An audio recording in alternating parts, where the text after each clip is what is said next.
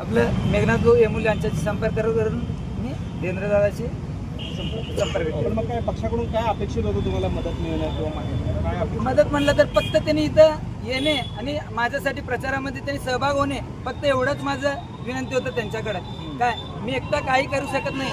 पक्षाचं टीम या ठिकाणी आता तुम्ही बघा, आता एवढं म्हणजे साधं पदयात्रामध्ये पालकमंत्री जयकुमार भाऊ गोरे यांनी उपस्थिती दाखवतात आणि लोकप्रिय आमदार देवेंद्रदादा कोटे यांनी एवढं लहान पदयात्रेला त्यांनी येतेच म्हणलं तर आमच्याकडे मोठ्या मी रॅल्या काढलो, त्या ठिकाणी त्यांनी उपस्थित दाखवले नाही. कोण झालं नाही पक्षाकडून? नाही, फक्त एकदा आलेत संतोष भाऊ आणि जुबेरभाई बागवान, काय एकदा आलेत, बाकीचे कोणी आले नाहीत. काय नाराजी दर्शवली होती पक्षाकडे कधी?